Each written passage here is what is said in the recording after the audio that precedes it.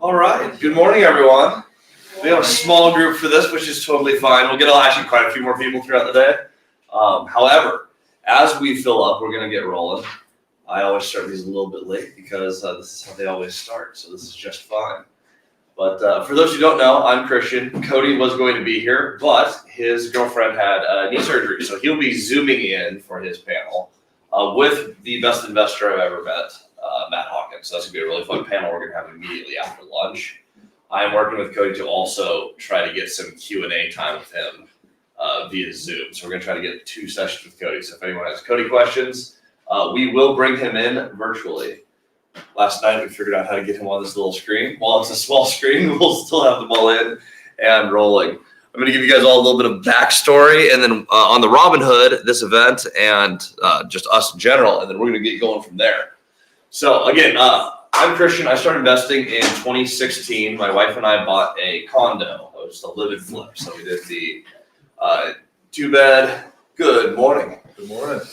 We did the 2-bed, 2-bath. We had a roommate. We did all the renovations ourselves. So laid the floors, redid the lights, did plumbing. Unfortunately, the building, you'd have to shut off the water for the whole building to actually do any of the plumbing. So I did all the plumbing with the water still on. Do not recommend. However, we pulled it off. If you've ever tried to change a shower valve while the water's coming out, you need to be really fast and have a really good mallet to get it in there before the water pushes it back out. But that's how I learned to start investing. I did everything myself on a small project, and that small project was just enough to eventually sell and buy a larger house. From there, that was 2016 through 2018.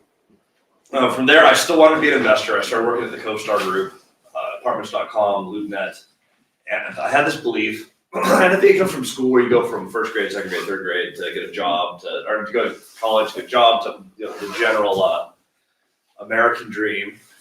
But I went, okay, I got to qualify myself to be a bigger investor. So I worked at the CoStar Group, worked with all sorts of developers, bankers, property managers. And I spent 2 years not buying any real estate, being in real estate. It took the whole world shutting down in 2020, where they said, hey, you're an outside sales rep.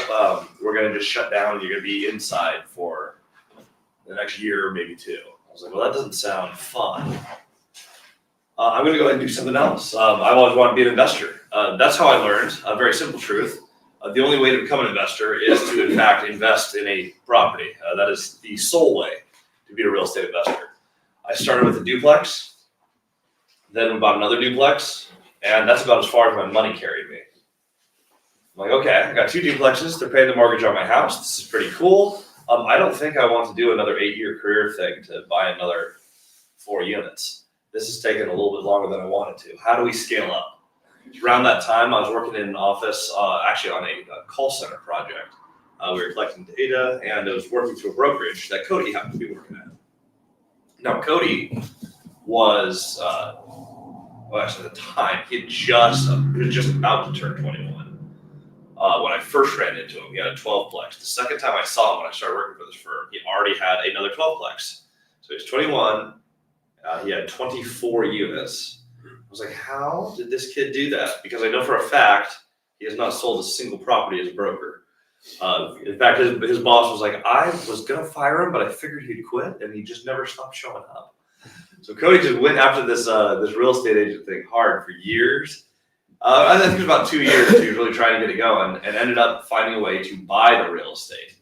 So he bought 24 units. He got a unit right across from my duplex, this 6-plex in Moses Lake, Washington. And so I was like, okay, he's 21. He has 30 units. How is he doing that? Because I like the idea of scaling a lot faster without having to add all the steps. And that's where Cody really came and said, hey, I've been working with a couple of people learning creative finance. This is what I've put together. I said, hey, I want to get to 30 units too. He's like, I can't help you. I'm sorry. I want to buy a 38-plex. I need a partner on this, and that puts you at 42. And that's how we got started. Bought 38-plex, bought for $2 million, seller financed, 15% down.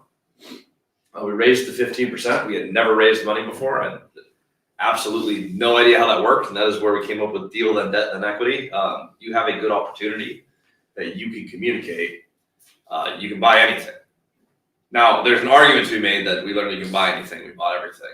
You probably don't need to scale as fast as we did, but over the next couple of years, we picked up about 200 multifamily units. We have the resort here, started a couple companies, and the rest is history. But that is us in a nutshell of what we have done.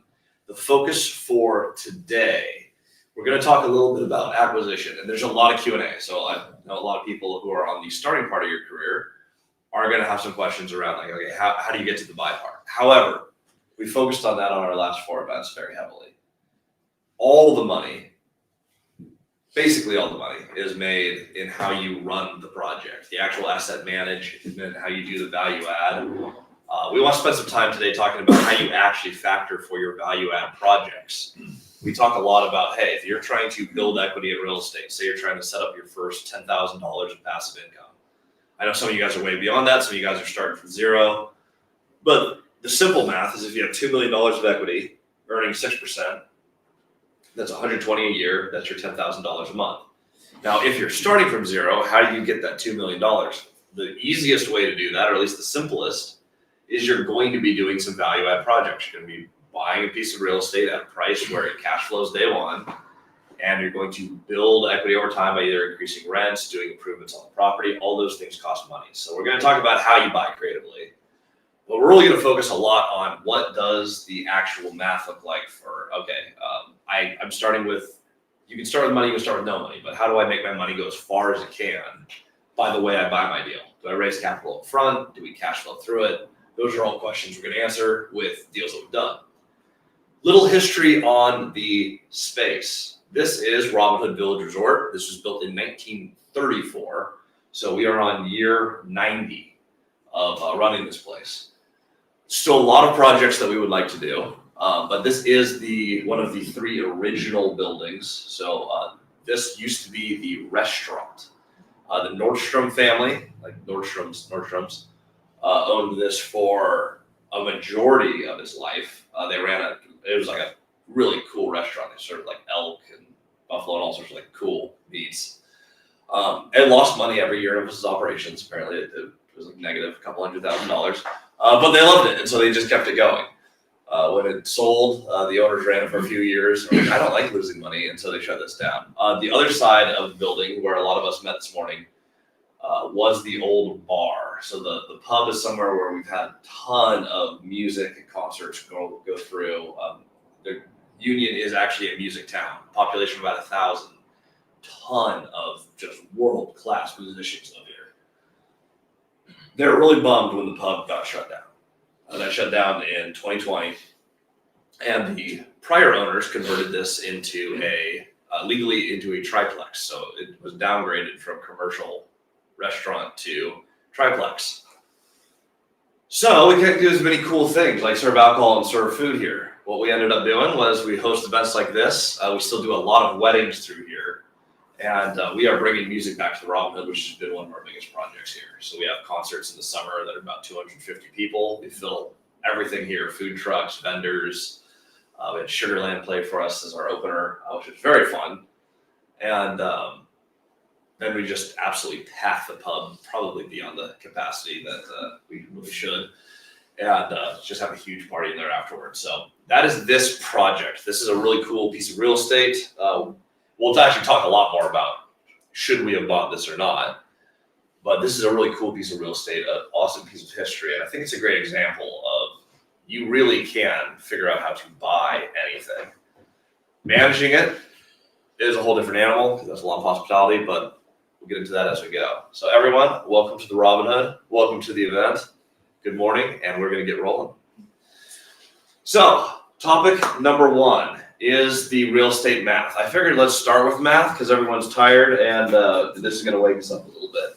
There's not a lot of complicated math with real estate, but I just want to talk about what it actually looks like when you're doing a value add project versus any other acquisition. So when we're buying anything, we have a few principles. It's how do we buy it, how do we never lose it? You got to answer those 2 questions every single time. First mentor we ever had was the best single buyer of real estate I've ever seen. Right before 2008, he bought a ton of condos, 0 down, loaded up on them, lost them all. 2008 happened. He had short-term debt on all of them. whole portfolio collapsed. He was able to wiggle his way around declaring bankruptcy, but he did lose every single property, which is a bummer. So he restarted with his knowledge of, hey, I know how to buy anything. He bought a amazing office building downtown Tacoma, which is just down the way here, for $1 million, which is a fantastic price point for this thing. It's a huge historic mansion. He put his brokerage in there. Sincerely, a very good buy. His next acquisition was the office down the street. It was worth probably about $1.5 million, maybe $1 million. He bought it for $3 million, seller financed on a short-term note, and then raised all the down payment for it. Having the belief that, hey, I can use this as co-working space, and we can quadruple the rent of every space around us. For context, his projections for how his rent was going to go up per square foot was about $5 per square foot more than Amazon's new tower. This is an old historic building that needed a lot of renovation. The numbers were never going to work on that. And lo and behold, there was no plan to not lose it. The plan was, oh, we'll make enough money in all the businesses, and even if it goes wrong, everything will work. That is how we came up with our basic underwriting criteria. That is the thing. How do you buy it? How do you never lose it? We watched someone who could buy everything and could not figure out how to keep it. And we were sitting in the office, and that was the basic conversation of, what if we could do everything this guy could do, but then not lose the real estate? I think that means we're rich. Let's try doing that. So that is what we did. We came out and said, okay, what are the things that cause deals to fail? And the first one was short-term debt. That's what killed Dave Ramsey's business. That's what killed, really, that's what ended up getting the guy who taught us how to play the game, is he kept doing short-term loans, 1-year debt, 3-year debt, on projects that really should be 5 to 10-year projects. So as we started going along, it's like, okay, the term matters, especially if you're doing creative finance. You get to choose your own interest rate. You get to choose the terms. So if you're coming in to any deal and you get to negotiate your own debt product, put as simply as possible, an asset makes you money every month, a liability loses money every month. You're setting, this is my expense, this is the income I'm buying. If that is short term, whatever you negotiated there is only good as long as you've negotiated for it. Long term is everything. We want to lock that in. We want to give ourselves time. We don't want anything to change, which goes to number 2, fixed rate. If you're negotiating your own interest rate, the funny thing is, Cody and I were talking about this right before interest rates quadrupled, so we looked like geniuses. It's just kind of like basic math. Like, if we're setting our liability and locking in our expenses, we don't want them to magically change, especially when we were buying, interest rates were at like 3%. And I'm like, okay, well, and of course we're doing seller finance at like 5 and 6%, so that we didn't really care. But I'm like, if these change, we lost all the value that we negotiated on the contract. So variable rate debt needs to be out. That pretty much covers you. You buy it where it cash flows on long-term fixed rate debt. And now you can buy any building. And every time you close, your income goes up. You can stack this again and again and again. And we have a few stages where you buy, you stabilize, you optimize, and then we are fans of paying off all the debt. That seems to be what the masters of the game do. You can only do that if you hold the building long term. So everything that we do is, hey, and it's still fine to sell buildings, but you don't want to have to sell. So when we go through, buy, stabilize, optimize, hold the building, your rents will continually go up over time as we print more and more money. But if you fixed your expenses, you just do better and better and better every year. Barring anything terrible happening, which sometimes does happen in real estate. We'll also get into that. I had a building flood last night. So there's all sorts of fun things that happen in real estate. But how do we factor for them? So value add math. When we have a project where we are doing value add, there's a few questions, especially if you've spent all of your capital. Or say you have a few $100,000, but you find a project where it's like, hey, this is millions. Like if you don't have all the money for your project, how do you factor for what it's going to cost, the time it's going to take? The refinance. We have a lot of people who've gone through, and Cody and I have done this to a certain extent. We're by a building, we're like, hey, it cash flows pretty well. We're going to do these projects over time. So I'll take the rents and we'll renovate a unit, we'll get someone in there. We'll renovate a unit, we'll get someone in there. And so we're going to just focus on raising the money we need to close a great deal. We found the problem with that is vacancy is really expensive. And sometimes unit turns get more expensive than you think. But really what you want to be able to do on any project is you want to quickly get to the stabilization as fast as humanly possible. If I buy a building, say, like a 38 is actually a great example, 38 units, and you have 10 vacancies, and I think we had 5 non-pays. So there's like 15 problems with income. Non-pays are pretty easy. We worked with them. We got all of them on government assistance programs. So that got pretty much fixed. The 10 vacancies, we were fixing them one at a time. So income was going up like this.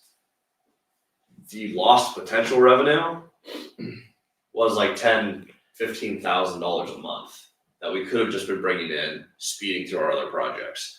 So the first thing you want to do, if you can, you want to work on the capital raise. If you can bring in the money and your deal can sustain it, bring in the money you need to do your project up front.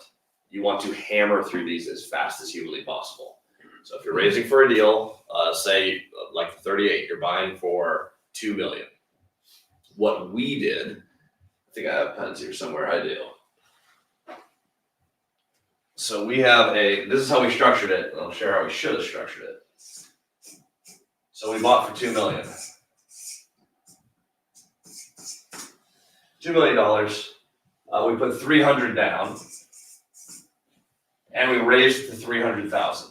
We offered everyone a 2-to-1 in 5 years on the debt. So we basically said, hey, this is a great deal. It has a ton of upside. We need to preserve cash flow. So in lieu of distributing rents, we're going to have a buyout clause that says, raising 300 in 5 years, we'll pay you guys all 600,000. And that'll be the deal. So we closed the deal and we said, okay, well now we have to get incomes up or we have to earn new money to renovate all these units. We have 15 units to renovate.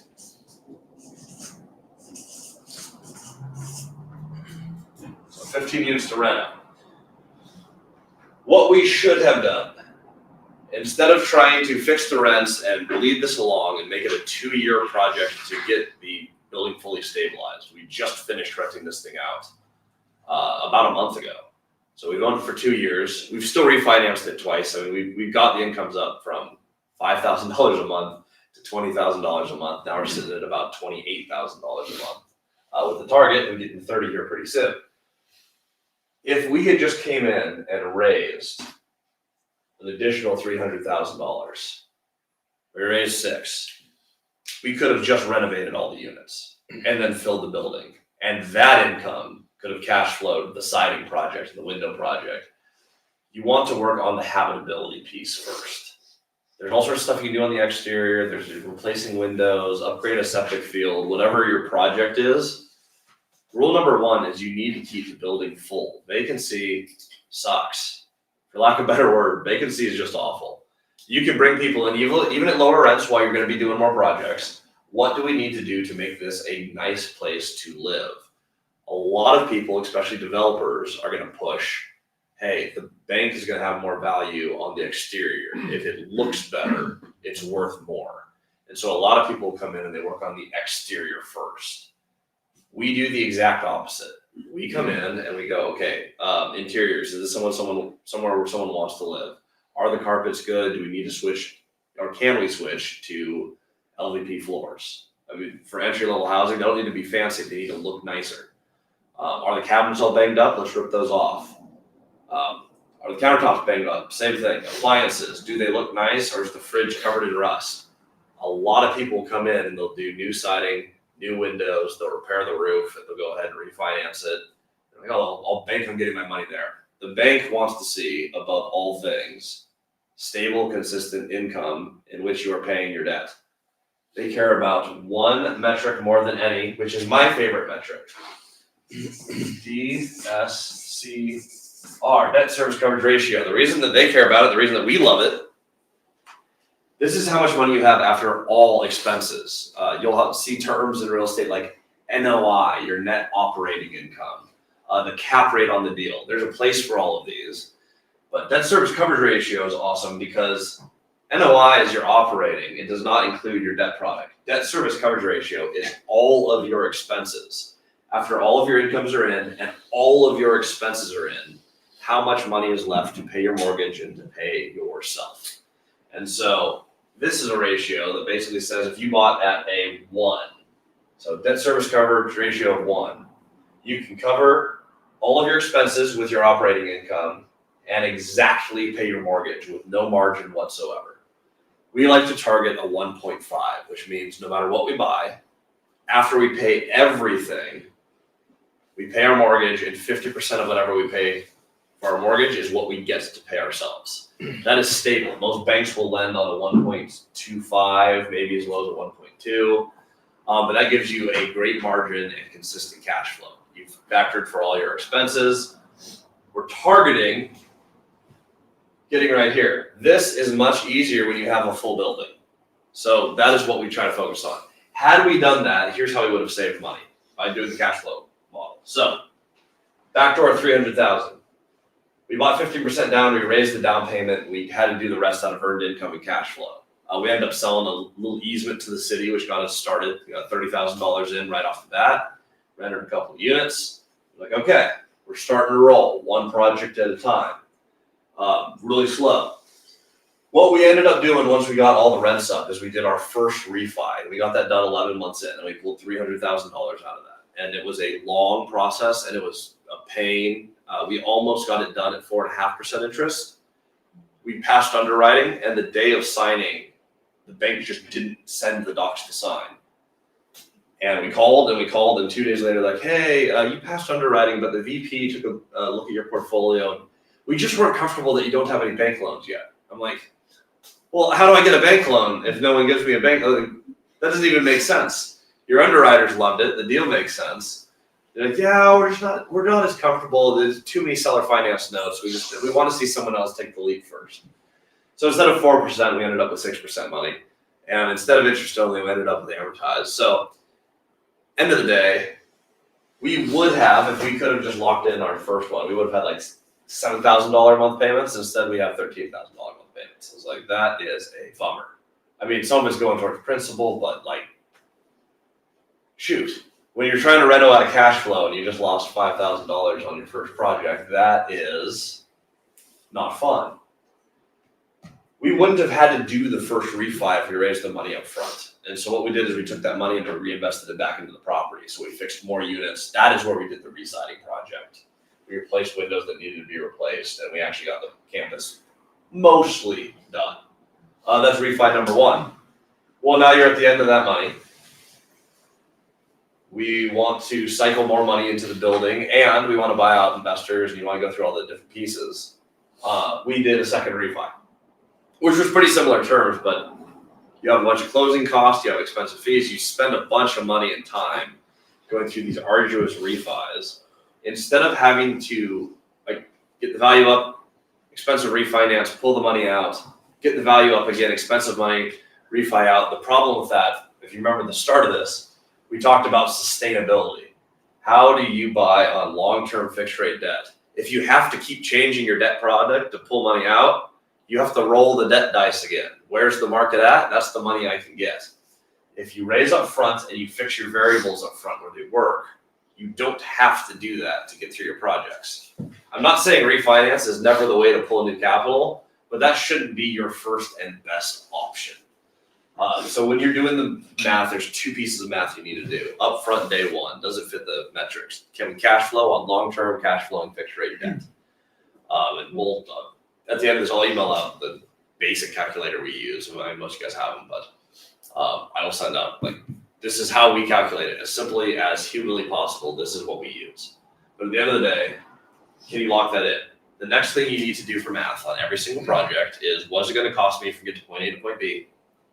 And we're going to do the exact same math on the exact same calculator, whatever calculator you want to use, on at the end of my debt, whether we're selling the building or not, we're exiting the debt product. So at the end of the project is the end of your debt. At the end of the debt, what is the math going to look like very conservatively? We're going to run the numbers again, just like we did the first time. Conservatively, what do we think rents are going to be like if rents don't go up? Say we have 5-year debt. Rents will go up over 5 years. There's almost, I can't think of a single 5-year period in history where rents didn't go up. However, let's say rents don't go up in the next 5 years. We just get to market rent today. Does the deal work? If if our projects go well and we can get, let's not factor for 100% occupancy, but let's say we can get to 90, 95% occupancy, does it work with that amount of vacancy? can I still refinance? Say you had to bring in a bunch of money for your project. At the refinance, can I pull enough money at 70% loan to value of the new value to pay out my investors? The goal on every project, every time, is will the real estate buy the real estate?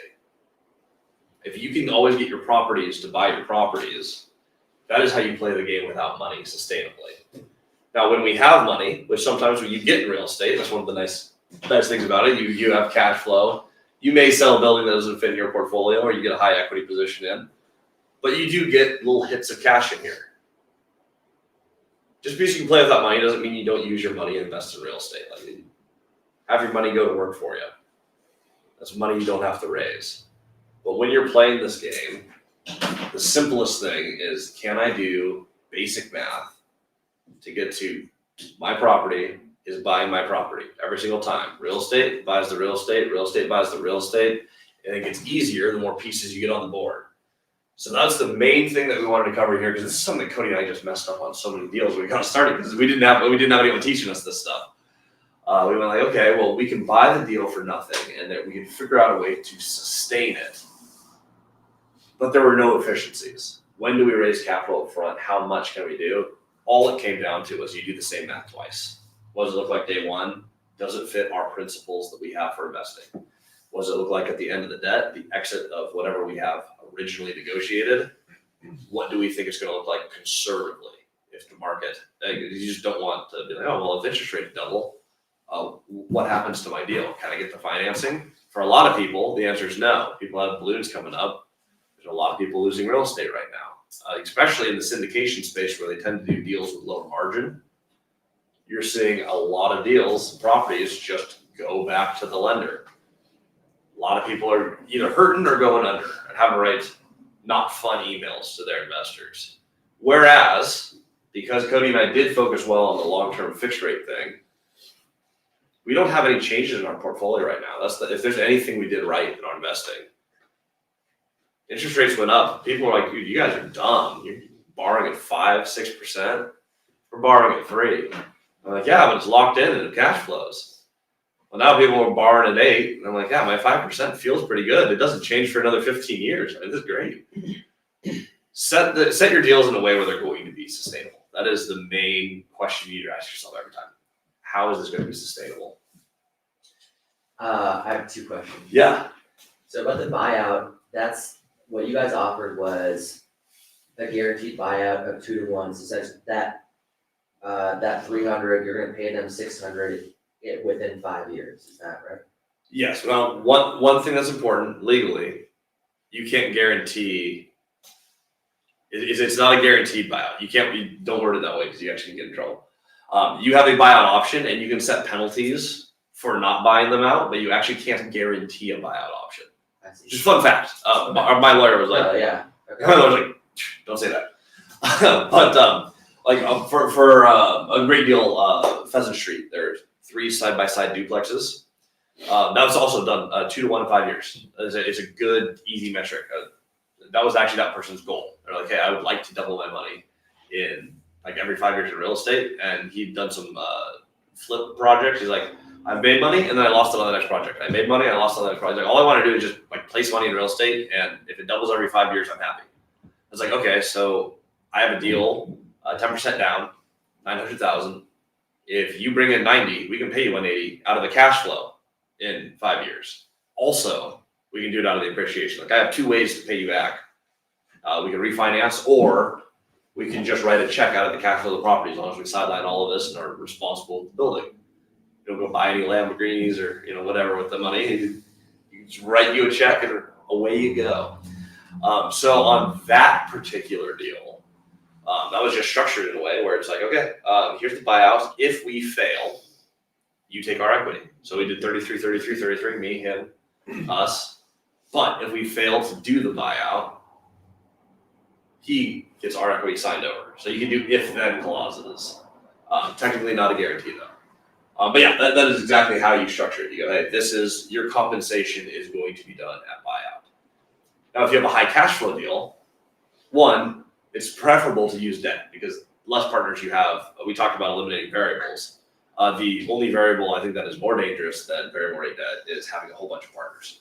Because people are weird, people's goals change. It's anyone who's partnered here, and I've talked to a few of you. I don't think anyone who's had partners has not been burned at least once by something. And sometimes it's not anyone's fault. Sometimes people go different directions. Sometimes it is just malicious. But people are really hard. So if you have a lot of cash flow, I prefer debt. However, if say you can't put second position debt against the building, there's a no further encumbrance. You bring on a partner and you guys can share cash flow. If you're sharing cash flow or they have a fixed return out of the cash flow, their buyout's going to be smaller.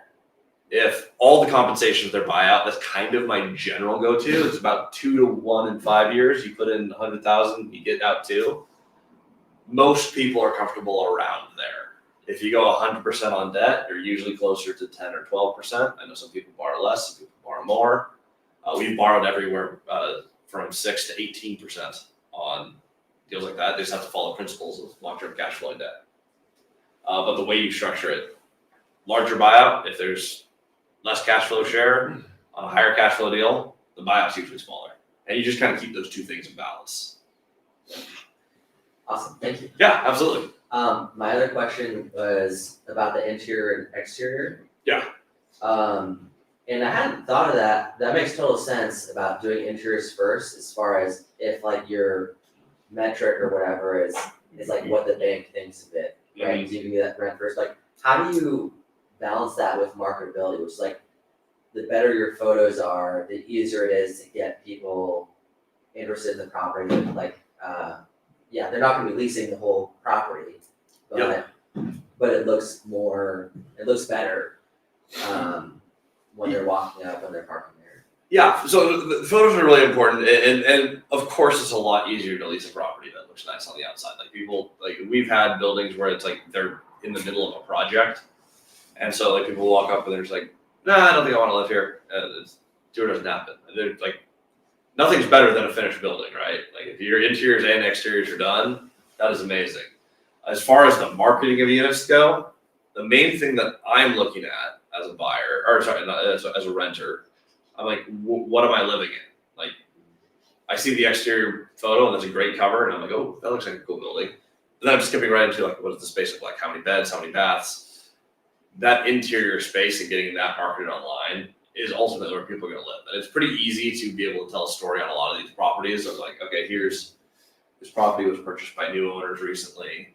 They're fixing up all the interiors right now. They actually just did a huge renovation project. Exteriors next, so you're getting in right now, and the project's getting a lot better. One of the biggest things that we actually do is right when we buy a property, first thing we do is we go to every single existing tenant and we go, hey, what needs to be fixed? And all of those things like appliances, and like I've had a broken toilet seat for 3 years. I've had someone who didn't have a toilet seat for 3 years and no one did anything about it. I'm like, those are like $4. Someone could have done that.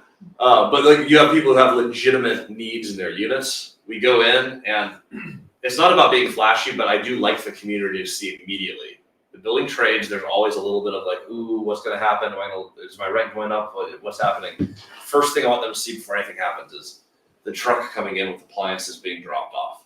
And as soon as they see that, all of a sudden you get a whole bunch more work orders. They're like, oh, I didn't mention anything. I didn't think you'd actually fix it. I actually do have this problem. And you just fix a lot of them are not that expensive. You do a few appliances, you fix a few toilets. My sink's also been leaking for 3 years. Like you fix the easy things to fix, and you do it immediately. Word usually gets out in the community like, hey, there's new owners here. It's getting better. They're going to be doing projects, and then we start renovating units. They look nicer.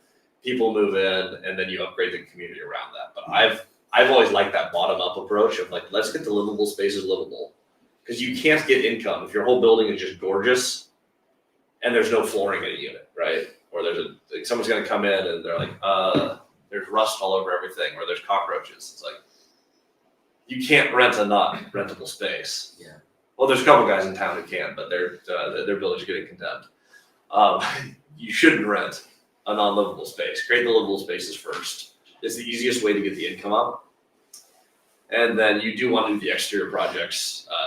To the developer's points, you want to do those exterior projects prior to refinance, because those will make a significant impact on how much money you get valued at. But do that out of the income first. That's why your debt needs to be long enough so you can do both sides. Any value in buying in bulk if you have a bigger unit or a bigger facility? Like Yes. 100 unit, do you do that? Yes, especially for things like flooring. We keep so much of that on backstock. We always overbuy flooring, especially if it goes on sale. It's just I like doing the same thing everywhere. I actually have a renovation policy. Danny and I, my wife, are going to speak about this a little bit more later. But one of the main things that you do in buildings is you go, okay, how do we have every building feel like us? It has. I can use this flooring here. I can use it here. I can use it here. It looks nice everywhere. And it's still going to be nicer than the buildings directly around us. Your target is always, I want a nice, people over-improve buildings, which Cody and I did like really bad on the 38. We spent like $10,000 a unit more than we should have. And that's, my wife's saying higher. Yeah, we spent like $20,000 a unit more than we should have because we wanted to make it as good as possible because everyone wants to just optimize immediately. And what we found is that it didn't really raise rents all that much because people are only willing to pay so much to live in that area, just period. And so what you really want to target is how do you get a space that's better than the other properties in its class that could be, we have new windows and no other building does. They all have lame carpet and we have nicer floor. I mean, it's going to be something simple, but we have a little nicer space at like $50 a month less than the spaces around us. And if people pay a little less and get a little bit more, your vacancy is like dead. No one will move unless they're going to a whole new neighborhood. But you won't lose people to any of your competitors. That's what we try to renovate to. And so when we're doing any of these, those are like the big pieces. Is let's just get this thing optimized, get it in there, and if you can buy in bulk, you save a lot. And so when we find a flooring we like, it's like let's just buy all of it. Cody and I in 2 weeks are going to be in Moses Lake, and our hotel, our contractors are slammed right now. So we're going to lay the flooring like 15 units over a week. We just buy a truckload of that stuff, and then we're just going to be in there just doing glue down LEP. And then, quite honestly, they're super easy to do. It's an easy project, and yeah, we'll probably have that on YouTube. Cody and Christian laying floors. Yeah, so the question on the refi side. Yeah. You know, we went to some community banks, local banks, like met with them, you know, coffees and whatnot. Yeah.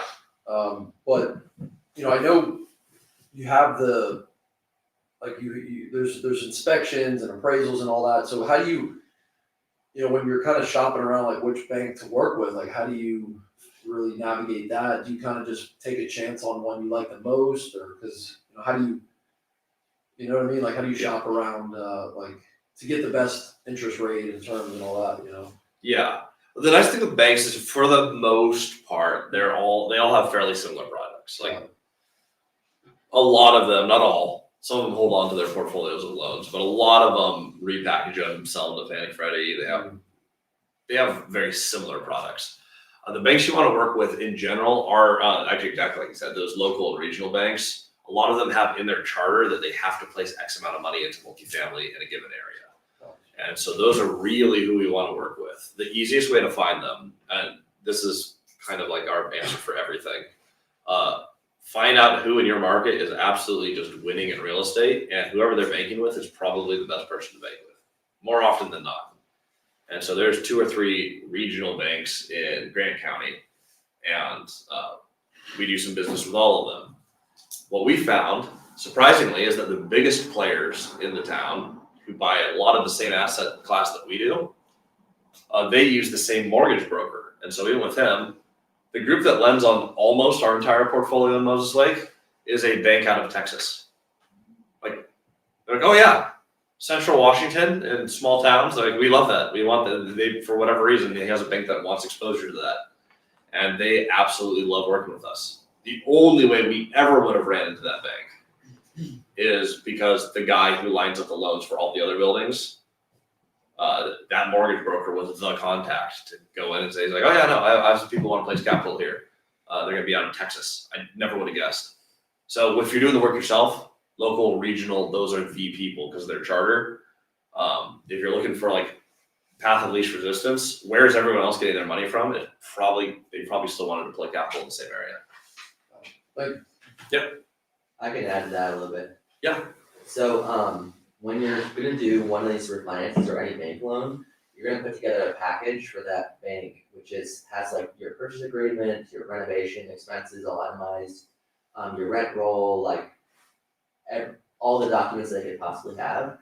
And so what you can do is, you can put that together first because you know that the bank is gonna require that. And then you can send, as you're having these conversations with all those banks that you're talking to, you can send them your package. And that way they can evaluate it, and at some point, if they're interested, they'll send you a term sheet, or it could be a soft quote. None of that really means anything, like those are the terms that you're gonna end up getting. But what that does mean is that you can compare at that point, how do these terms look against each other? And you can also, have a conversation with them to understand like what's their underwriting process and what's their review process, and kind of get a feel for them qualitatively as well. And so like that would be just another way of like kind of advancing that review process for you, to know what is likely gonna be the best option. Yeah, because just to see kind of their different fees and whatnot, it might be different from other banks. Yes. Because it's hard to, like, once you're kind of committed with appraisals and all that, it's like, you can't really, it's hard to shop it, right, like, it's. Well, so like about the appraisal, every lender is gonna require, you to use their appraiser, Yeah, basically, exactly. right? And so you can get your own appraisal beforehand, but they're not gonna use it. Yeah. And so, like the way I do it at least is like shop around, get those quotes in, go with the one that seems to be best. And then, if that doesn't work out, then you still have a few others that you talk to that could be good options too. Cool. Soft quote. All right. Yeah. Thank you.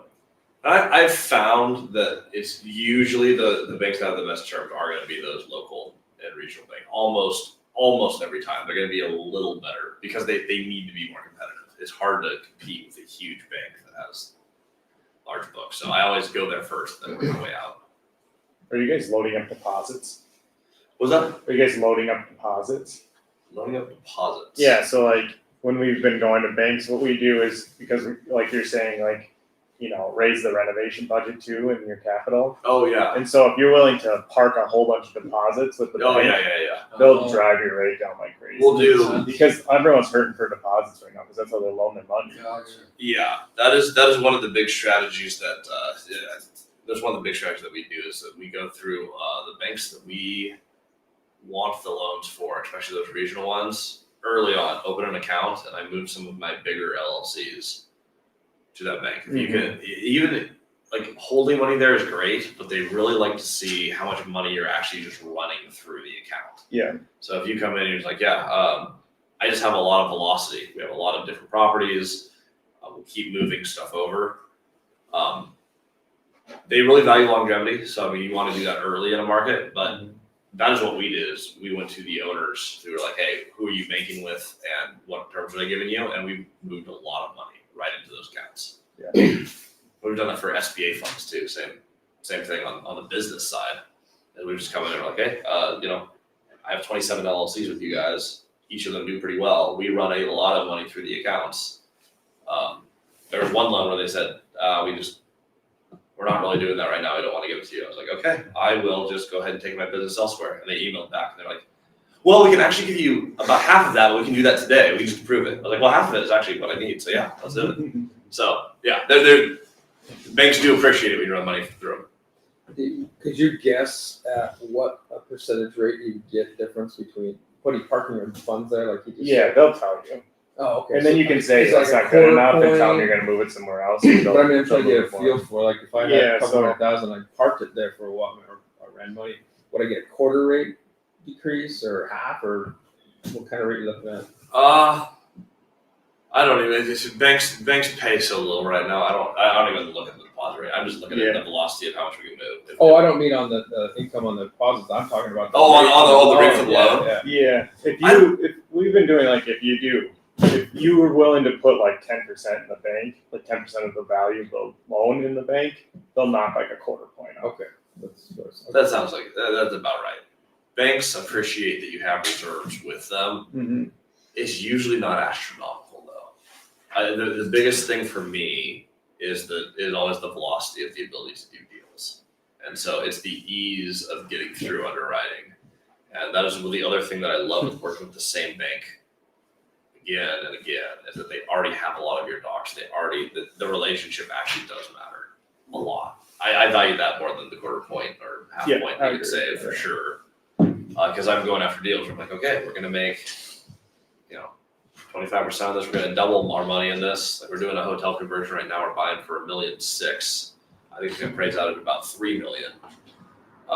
So we have a ton of upside in there. I'm like, I just want a bank to place the loan. And then we're gonna get the value up, we're probably gonna refinance it anyway. So I'm like, let's just get the loan done. A lot of the deals we do, the quarter point doesn't make the difference, but the bank having a history with you and having access to your numbers makes your underwriting and submissions way easier. And that is the biggest value, at least for me, in working consistently with the same banks. All right, I'm going to give us I'm trying to get us right back on track. Let's take a 10-minute break, and then we're going to have Johnny come in and talk about one of my favorite topics. For those who were here last night, Johnny knows a lot about a lot. Johnny is our maintenance master. This is probably the piece of real estate that I am weakest at. We are great at bringing in new top line. Johnny is the master at how do you come in and save a ton of money on the bottom line. And going back to the bank values, you can get your income up and you can get your expenses down. I mean, you can make millions of dollars, literally millions of dollars, following some of Johnny's tips. He's one of my favorite speakers we have here. He's super knowledgeable. Don't ask him too sciencey questions because he won't stop talking. But very excited to have him. He'll be up next. Anyone who wants muffins or terrible coffee, room over there. Good question.